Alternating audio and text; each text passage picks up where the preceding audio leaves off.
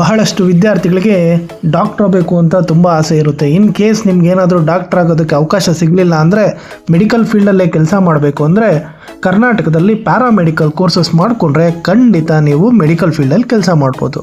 So ಈ ವಿಡಿಯೋದಲ್ಲಿ ಏನು ಪ್ಯಾರಾಮೆಡಿಕಲ್ ಕೋರ್ಸಸ್ಸು, ಯಾವ ಥರ ನೀವು ಏನು ಎಲಿಜಿಬಿಲಿಟಿ ಇರಬೇಕು, ಯಾವ ಥರ ಈ ಕೋರ್ಸಸ್ಸು ನಿಮಗೆ ಯೂಸ್ ಆಗುತ್ತೆ ಅನ್ನೋದ್ರ ಬಗ್ಗೆ ಸಂಪೂರ್ಣವಾದ ಮಾಹಿತಿ ಕೊಟ್ಟಿದ್ದೀನಿ. ಸೊ ಫಸ್ಟ್ ನೀವು ತಿಳ್ಕೊಬೇಕಾಗಿರೋದು ಏನಪ್ಪ ಪ್ಯಾರಾಮೆಡಿಕಲ್ ಕೋರ್ಸಸ್ ಅಂದರೆ, ಹಾಸ್ಪಿಟಲ್ ಮತ್ತು ಹೆಲ್ತ್ ಕೇರ್ ಸೆಕ್ಟರ್ನಲ್ಲಿ ಡಾಕ್ಟ್ರಿಗೆ ಸಪೋರ್ಟ್ ಮಾಡೋ ಟೆಕ್ನಿಕಲ್ ಮೆಡಿಕಲ್ ಕೋರ್ಸಸ್ಗೆ ನಾವು ಪ್ಯಾರಾಮೆಡಿಕಲ್ ಕೋರ್ಸಸ್ ಅಂತ ಕರಿತೀವಿ.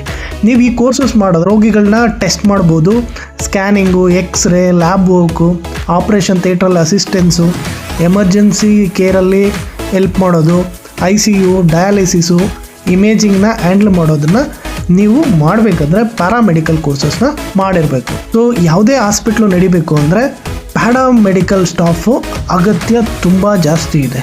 ಸೊ ಪ್ಯಾರಾಮೆಡಿಕಲ್ ಕೋರ್ಸಸ್ಸು ಫ್ಯೂಚರ್ ಇದೆಯಾ ಅಥವಾ ಡಿಮ್ಯಾಂಡ್ ಇದೆಯಾ ಅಂತ ಏನಾದರೂ ಅಂದ್ಕೊಂಡಿದ್ರೆ, ಏನಕ್ಕೆ ಡಿಮ್ಯಾಂಡ್ ಇದೆ ಅಂದರೆ, ಇಂಡಿಯಾದಲ್ಲಿ ಹಾಸ್ಪಿಟ್ಲಸ್ಸು ಜಾಸ್ತಿ ಆಗ್ತಾ ಇದೆ, ಡಯಾಗ್ನೋಸ್ಟಿಕ್ ಸೆಂಟರ್ಸ್ ತುಂಬ ಜಾಸ್ತಿ ಆಗ್ತಿದೆ, ಎಲ್ಲರಿಗೂ ಹೆಲ್ತ್ ಅವೇರ್ನೆಸ್ ಜಾಸ್ತಿ ಆಗಿದೆ, ಮೆಡಿಕಲ್ ಟೂರಿಸಮ್ ಹೆಚ್ಚಾಗ್ತಿದೆ. ಬಂದರೂ ಮೆಡಿಕಲ್ ಟೆಕ್ನಿಷಿಯನ್ಸ್ ಡಿಮ್ಯಾಂಡ್ ಅಂತೂ ಕಡಿಮೆ ಆಗಲ್ಲ. ಆದ್ದರಿಂದ ನೀವೇನಾದರೂ ಪ್ಯಾರಾಮೆಡಿಕಲ್ ಕೋರ್ಸಸ್ ಏನಾದರೂ ಮಾಡಿದ್ರೆ ನಿಮಗೆ ತುಂಬ ಜಾಬ್ ಆಪರ್ಚುನಿಟೀಸ್ ಇರುತ್ತೆ, ಅಬ್ರಾಡಲ್ಲೂ ಜಾಬ್ ಆಪರ್ಚುನಿಟೀಸ್ ಇರುತ್ತೆ, ಬೇಗ ಕೆಲಸ ಸಿಗುತ್ತೆ, MBBSಗಿಂತ ಕಡಿಮೆ ಫೀಸಲ್ಲಿ ಕೋರ್ಸ್ ಮುಗಿಸ್ಬೋದು, ಆಮೇಲೆ ತುಂಬ ಕಡಿಮೆ ಡ್ಯೂರೇಷನಲ್ಲಿ ನೀವು ಈ ಕೋರ್ಸಸ್ನ ಕಂಪ್ಲೀಟ್ ಮಾಡ್ಬೋದು. ಸೊ ಕರ್ನಾಟಕದಲ್ಲಿ 3 ಥರದ ಪ್ಯಾರಾಮೆಡಿಕಲ್ ಕೋರ್ಸಸ್ ಇದೆ. ಒಂದು ಸರ್ಟಿಫಿಕೇಟ್ ಕೋರ್ಸ್ ಅಂತ. ಸೊ ನೀವೇನಾದ್ರು 6ರಿಂದ 1 ವರ್ಷ ಮಾಡಿಕೊಂಡ್ರೆ, ನಿಮ್ದೇನಾದರೂ 10th ಅಥವಾ 12th ಆಗಿದ್ರೆ ಈ ಕೋರ್ಸಸ್ ಮಾಡಿಕೊಂಡು ನೀವು ಪ್ಯಾರಾಮೆಡಿಕಲ್ ಕೋರ್ಸ್ ಸರ್ಟಿಫಿಕೇಟ್ ತೊಗೊಬೋದು. ನೆಕ್ಸ್ಟ್ ಇನ್ಯಾವ ಥರ ಇದೆ ಅಂದರೆ, ಡಿಪ್ಲೊಮಾ ಕೋರ್ಸ್ ಇದೆ. ಇದು 2 ವರ್ಷ ಇರುತ್ತೆ. ಇದಕ್ಕೂ ಅಷ್ಟೇ ಕ್ವಾಲಿಫಿಕೇಷನು 10th or 12th ಆಗಿರಬೇಕು. ನೆಕ್ಸ್ಟ್ ಬಂದು ಡಿಗ್ರಿ ಕೋರ್ಸ್ ಇರುತ್ತೆ, 3ರಿಂದ 4 ವರ್ಷ ಇರುತ್ತೆ. ಸೊ ಇದಕ್ಕೆ PVCಯಲ್ಲಿ ನೀವು ಸೈನ್ಸ್ ಕಂಪ್ಲೀಟ್ ಮಾಡಿದ್ರೆ ಈ ಕೋರ್ಸಸ್ನ ಜಾಯ್ನ್ ಆಗ್ಬೋದು. ಸೊ ಫಸ್ಟ್ ಯಾವುದ್ಯಾವುದು ಫೇಮಸ್ಸು ಪಾಪ್ಯುಲರು ಪ್ಯಾರಾಮೆಡಿಕಲ್ ಕೋರ್ಸಸ್ ಇದೆ ಅಂದರೆ, BSc ಮೆಡಿಕಲ್ ಲ್ಯಾಬ್ರೇಟರಿ ಟೆಕ್ನಾಲಜಿ. ಇದನ್ನು ಶಾರ್ಟ್ ಫಾರ್ಮಲ್ಲಿ MLT ಅಂತೀರಿ. ಇಲ್ಲಿ ಏನು ಕಲಿತೀರಿ ಅಂದರೆ, blood test, urine test, lab diagnosis, pathology, biochemistry ಬಗ್ಗೆ ತಿಳ್ಕೊತೀರಿ. ಈ ಕೋರ್ಸ್ ಏನಾದರೂ ಮಾಡಿದ್ರೆ ನೀವು ಲ್ಯಾಬ್ ಟೆಕ್ನಿಷಿಯನ್ ಆಗಿ ವರ್ಕ್ ಮಾಡ್ಬೋದು, ಪ್ಯಾಥಾಲಜಿ ಅಸಿಸ್ಟೆಂಟಾಗಿ ವರ್ಕ್ ಮಾಡ್ಬೋದು, ಲ್ಯಾಬ್ ಮ್ಯಾನೇಜರ್ ಆಗಿ ವರ್ಕ್ ಮಾಡ್ಬೋದು. ನಿಮಗೆ ಈ ಕೋರ್ಸ್ ಏನಾದರೂ ಮುಗಿಸಿದ್ರೆ ಸ್ಟಾರ್ಟಿಂಗಲ್ಲಿ ಸ್ಯಾಲ್ರಿ 15ರಿಂದ 50,000 ತನಕ ಪ್ರತಿ ತಿಂಗಳಿಗೆ ಸಿಗೋ ಚಾನ್ಸಸ್ ಇದೆ. ಡಿಮ್ಯಾಂಡ್ ಆಗಿದೆ ಅಂದರೆ ತುಂಬ ಹೈ ಡಿಮ್ಯಾಂಡ್ ಇದೆ ಈ ಕೆಲಸಕ್ಕೆ. ಸೊ ನೆಕ್ಸ್ಟ್ ಕೋರ್ಸ್ ಬಂದು BSc medical imaging technology, short ಫಾರ್ಮಲ್ಲಿ MIT ಅಂತ ಹೇಳ್ತೀವಿ. ಇಲ್ಲೇನು ಕಲಿತೀರಿ ಅಂದರೆ, ನೀವು ಎಕ್ಸ್ರೇ ಯಾವ ಥರ ಮಾಡಬೇಕು, CT ಸ್ಕ್ಯಾನ್ ಯಾವ ಥರ ಮಾಡಬೇಕು, MRI ಸ್ಕ್ಯಾನ್ ಯಾವ ಥರ ಮಾಡಬೇಕು, ಅಲ್ಟ್ರಾಸೌಂಡ್ ಬೇಸಿಕ್ಸ್ ಯಾವ ಥರ ಮಾಡಬೇಕು ಅನ್ನೋದನ್ನು ಈ ಕೋರ್ಸಲ್ಲಿ ನೀವು ಕಲಿತೀರಿ. ಸೊ ನೀವೇನಾದರೂ ಈ ಕೋರ್ಸ್ ಕಲಿತ್ರೆ ಹಾಸ್ಪಿಟ್ಲು ಮತ್ತು ಡಯಾಗ್ನೋಸ್ಟಿಕ್ ಸೆಂಟ್ರಲ್ಲಿ ಕೆಲಸ ಮಾಡ್ಬೋದು. ನಿಮ್ಮ ಸ್ಯಾಲ್ರಿ ಬಂದು 20ರಿಂದ 70,000 ತನಕ ಪ್ರತಿ ತಿಂಗಳು ಸಿಗ್ಬೋದು. Next operation theatre technology, OTT ಅಂತೇಳಿ. ಸೊ ಇದರಲ್ಲಿ ಏನಂದರೆ, ಸರ್ಜರಿ ಸಮಯದಲ್ಲಿ ಡಾಕ್ಟ್ರಿಗೆ ಯಾವ ಥರ ಹೆಲ್ಪ್ ಮಾಡಬೇಕು, ಆಪ್ರೇಷನ್ ಥಿಯೇಟ್ರಲ್ಲಿ ಯಾವ ಥರ ಇನ್ಸ್ಟ್ರೂಮೆಂಟ್ಸ್ನ ಹ್ಯಾಂಡ್ಲ್ ಮಾಡಬೇಕು, ಸ್ಟರ್ಲೈಸೇಷನ್ ಮೇಂಟೈನ್ ಯಾವ ಥರ ಮಾಡಬೇಕು ಅನ್ನೋದನ್ನೆಲ್ಲ ಇಲ್ಲಿ ಮೇಜರಾಗಿ ಕಲಿತೀರಿ. ಅದೇ ಥರ ಕೆಲಸ ಇರುತ್ತೆ. ಇದಕ್ಕೆ ತುಂಬ ಡಿಮ್ಯಾಂಡ್ ಇದೆ. ಎಮರ್ಜೆನ್ಸಿ ಮತ್ತು ಸರ್ಜರಿ ಹಾಸ್ಪಿಟ್ಲಲ್ಲಿ ಯೂಸ್ ಡಿಮ್ಯಾಂಡ್ ಇರುತ್ತೆ ಈ ಥರ ಕೋರ್ಸ್ ಮಾಡಿದ್ರೆ. Next dialysis technology. ಸೊ ಇಲ್ಲಿ ಏನು ಬಂದರೆ, ಕಿಡ್ನಿ ಪೇಷಂಟ್ಗೆ ಯಾವ ಥರ ಡಯಾಲಿಸಿಸ್ ಪ್ರೋಸೆಸ್ ಮಾಡಬೇಕು ಇದನ್ನು ಕಲ್ತಿರ್ತೀರಿ. ಸೊ ಈಗ ಆಲ್ರೆಡಿ ತುಂಬ ಜನಕ್ಕೆ ಕಿಡ್ನಿ ಫೇಲ್ಯೂರ್ಸ್ ಜಾಸ್ತಿ ಆಗ್ತಾ ಇದೆ. ಈ ಕೆಲಸಕ್ಕೆ ಡಿಮ್ಯಾಂಡ್ ಜಾಸ್ತಿ ಇದೆ. Next anaesthesia technology. ಇಲ್ಲಿ ಆಪ್ರೇಷನ್ ಸಮಯದಲ್ಲಿ ಅನಸ್ತೇಷಿಯಾ ಡಾಕ್ಟ್ರಿಗೆ ಅಸಿಸ್ಟ್ ಮಾಡಬೇಕು. ಸೊ ಇದಕ್ಕೆ ನಿಮ್ಗೆ ಎಲ್ಲಿ ಡಿಮ್ಯಾಂಡ್ ಇದೆ ಅಂದರೆ, ICU, OT, ಎಮರ್ಜೆನ್ಸಿ ಸೆಕ್ಷನಲ್ಲಿ ಸ್ವಲ್ಪ ಡಿಮ್ಯಾಂಡ್ ಜಾಸ್ತಿ ಇದೆ. Emergency and trauma care technology. So ಏನಾದರೂ ಆಕ್ಸಿಡೆಂಟ್ ಎಮರ್ಜೆನ್ಸಿ ಹ್ಯಾಂಡಲ್ ಮಾಡಬೇಕಂದ್ರೆ ಈ ಕೋರ್ಸ್ ಮಾಡಿರಬೇಕು. ಆಂಬ್ಯುಲೆನ್ಸ್ ಕೇರು, ಕ್ರಿಟಿಕಲ್ ಪೇಷಂಟ್ ಸಪೋರ್ಟ್ಗೆ ಈ courses best. So fast paced medical ಫೀಲ್ಡಲ್ಲಿ ಇಷ್ಟಪಡೋರಿಗೆ ಈ ಕೋರ್ಸು ಸೂಟಬಲ್ ಆಗುತ್ತೆ. Next respiratory therapy. ಸೊ ಇಲ್ಲಿ ವೆಂಟಿಲೇಟರ್ನ ಯಾವ ಥರ ಹ್ಯಾಂಡಲ್ ಮಾಡಬೇಕು, ಲಂಗ್ಸ್ ಥೆರಪಿ, ICU ರೆಸ್ಪಿರೇಟ್ರಿಗೆ ಸಪೋರ್ಟು, ಇದು ಈ ಕೋರ್ಸ್ ಮಾಡಿದ್ರೆ ನೀವು ಕಲ್ತಿರ್ತೀರಿ. ಸೊ ಕೋವಿಡ್ ನಂತರ ಇದಕ್ಕೆ ತುಂಬ ಡಿಮ್ಯಾಂಡ್ ಜಾಸ್ತಿ ಆಗಿದೆ. Cardiac care technology. ಸೊ ಇಲ್ಲೇನಂದರೆ ECG, ಎಕೋ, TMT, ಸೊ ಇದ್ರ ಬಗ್ಗೆ ನೀವು ಕಲ್ತಿರ್ತೀರಿ. ಸೊ ಕಾರ್ಡಿಯಾಲಜಿ ಡಿಪಾರ್ಟ್ಮೆಂಟಲ್ಲಿ ಡಿಮ್ಯಾಂಡ್ ಇದೆ. Radiotherapy technology, cancer treatment related technology course ಇದು. ಸೊ ಇದನ್ನು ಕಲ್ತಿದ್ರೆ ನಿಮಗೆ ಅವಕಾಶಗಳು ಜಾಸ್ತಿ ಸಿಗುತ್ತೆ. Optometry, so eye testing, lens prescription, vision care. So ನೀವು ಫ್ಯೂಚರಲ್ಲಿ ಬೇಕಾದರೆ ಈ ಕೋರ್ಸ್ ಮಾಡಿದ್ರೆ ಓನಾಗಿ ಒಂದು ಆಪ್ಟಿಕಲ್ ಶಾಪ್ನ ಬೇಕಾದರೂ ಸ್ಟಾರ್ಟ್ ಮಾಡ್ಬೋದು. ಕರ್ನಾಟಕದಲ್ಲಿರೋ ಟಾಪ್ ಪ್ಯಾರಾಮೆಡಿಕಲ್ ಕೋರ್ಸಸ್ಸು ಇರುವಂಥ ಕಾಲೇಜಸ್ ಯಾವುದ್ಯಾವುದು ಅಂದರೆ Rajiv Gandhi university of health science applied colleges ಅಂಡರಲ್ಲಿ ನೀವು ಓದಬೇಕಾಗುತ್ತೆ. So Saint John medical college, MS Ramaiah medical college, Kempegowda institute of medical science, JSS medical college, NA ಪೋಯ university, Kasturba medical college, father Muller medical college. So ಇವು general ಆಗಿರೋ paramedical famous colleges. So ತುಂಬ colleges ಇದೆ, ನಿಮಗೆ near by ನಿಮ್ಮ ಕನ್ವೀನಿಯೆಂಟಾಗಿ ಯಾವುದಿದೆಯೋ ಅದಕ್ಕೆ ಸೇರ್ಕೊಬೋದು. So ಈ courses ಮಾಡಬೇಕಂದ್ರೆ ಏನೇನು ಎಲಿಜಿಬಿಲಿಟಿ ಇರಬೇಕು? ಸೊ ಡಿಗ್ರಿ ಕೋರ್ಸ್ ಮಾಡಬೇಕಂದ್ರೆ PUCಯಲ್ಲಿ ನೀವು ಫಿಸಿಕ್ಸು, ಕೆಮಿಸ್ಟ್ರಿ, ಬಯಾಲಜಿ ಓದಿರಬೇಕು. ಕೆಲವು ಕೋರ್ಸಸ್ಗೆ ಕೆಲವು ಟೈಮ್ ಮ್ಯಾಥ್ಸ್ನೂ ಕೂಡ ಅಕ್ಸೆಪ್ಟ್ ಮಾಡ್ತಾರೆ. ಸೊ ಮಿನಿಮಮ್ ಆಗಿ ನೀವು ಒಂದು 45ಇಂದ 50% ಇರಬೇಕು. ದಟ್ ಈಸ್ ಕಟ್ ಆಫ್ ಕೆಲವು ಟೈಮ್ ಕೇಳ್ತಾರೆ. ಸೊ ನಿಮ್ಗೇನಾದರೂ ಒಂದು ಡೌಟ್ ಇದ್ದರೆ ನೀಟ್ ಬೇಕಾ ಅಂದರೆ ಮೋಸ್ಟ್ ಪ್ಯಾರಾಮೆಡಿಕಲ್ ಕೋರ್ಸಸ್ಗೆ ನೀಟ್ ಬೇಡ.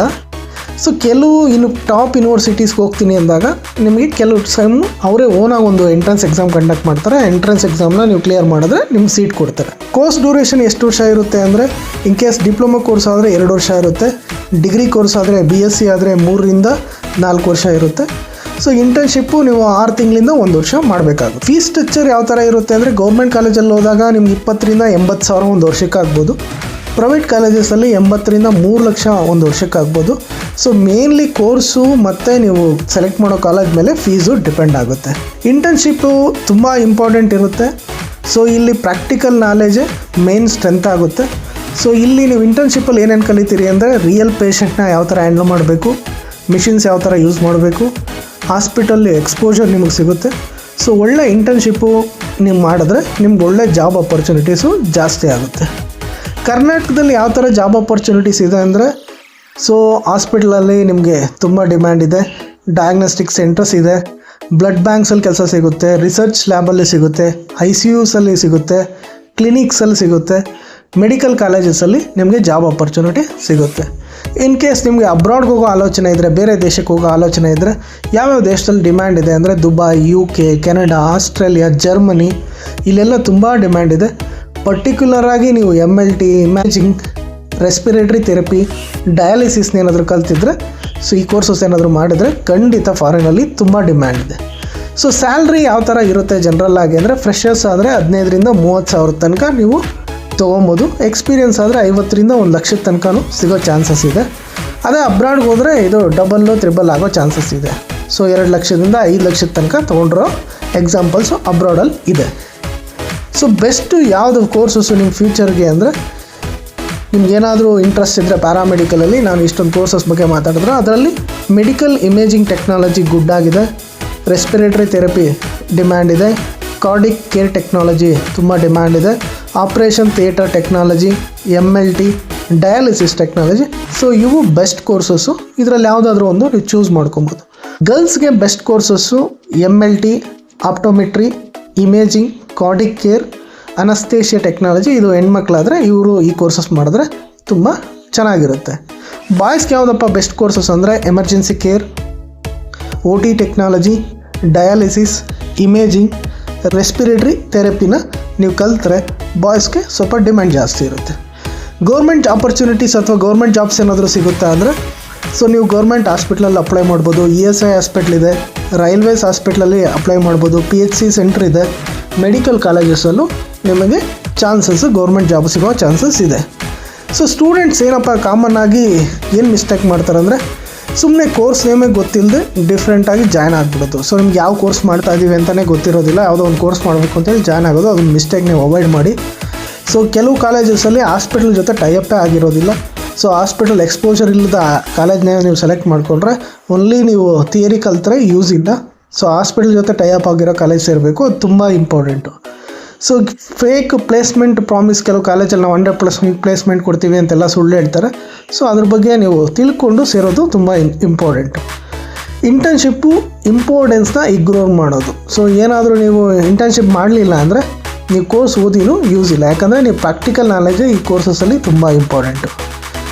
ಸೊ ಯಾವ ಕೋರ್ಸು ಯಾರಿಗೆ ಬೆಸ್ಟ್ ಅಂದರೆ, ನಿಮ್ಮ ಲ್ಯಾಬಲ್ಲಿ ವರ್ಕ್ ಮಾಡಬೇಕು ಅಂದರೆ MLT ಕೋರ್ಸ್ ಬೆಸ್ಟು, ಸ್ಕ್ಯಾನಿಂಗ್ ಆದರೆ MIT ಕೋರ್ಸ್ ಬೆಸ್ಟು, ಸರ್ಜರಿ ಆದರೆ OTT ಬೆಸ್ಟು, ಎಮರ್ಜೆನ್ಸಿಯಲ್ಲಿ ವರ್ಕ್ ಮಾಡಬೇಕಂದ್ರೆ ಟ್ರೋಮಾ ಕೇರ್ ಬೆಸ್ಟು, ಹಾರ್ಟ್ ಫೀಲ್ಡಲ್ಲೇ ಆದರೆ ಕಾರ್ಡಿಕ್ ಕೇರ್ ಆದರೆ ಬೆಸ್ಟು, ICU ಅಲ್ಲಿ ವರ್ಕ್ ಮಾಡಬೇಕಂದ್ರೆ ರೆಸ್ಪಿರೇಟ್ರಿ ಥೆರಪಿ ಕೋರ್ಸ್ ಆದರೆ ಬೆಸ್ಟು, ಹೈ ಫೀಲ್ಡಲ್ಲಿ ಕೆಲಸ ಮಾಡಬೇಕು ಅಂದರೆ ಆಪ್ಟೋಮೆಟ್ರಿ ಬೆಸ್ಟು. ಈಗ paramedical versus nursing versus MBBS ಅಂದರೆ, ಈಗ ನೀವು MBBS ಮಾಡಬೇಕಂದ್ರೆ 5ರಿಂದ 6 ವರ್ಷ ಬೇಕು.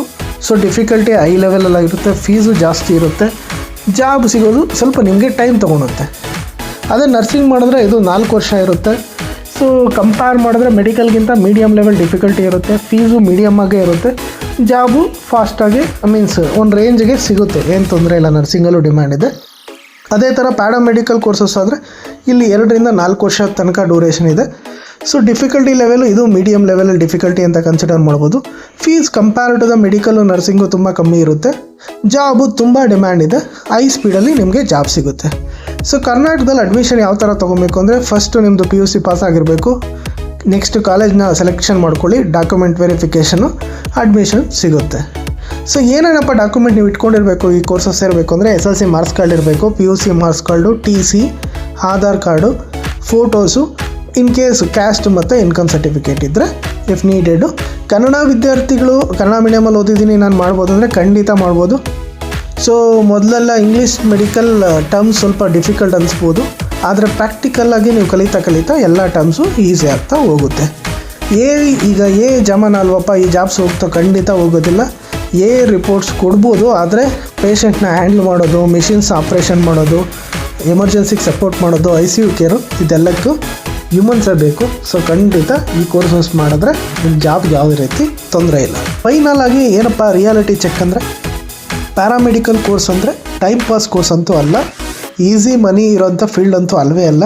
ಇದು respectable medical profession, stable career, high future demand ಇರೋ, ಅಬ್ರಾಡಲ್ಲಿ ಆಪರ್ಚುನಿಟೀಸ್ ಇರೋ ಒಂದು ಫೀಲ್ಡು.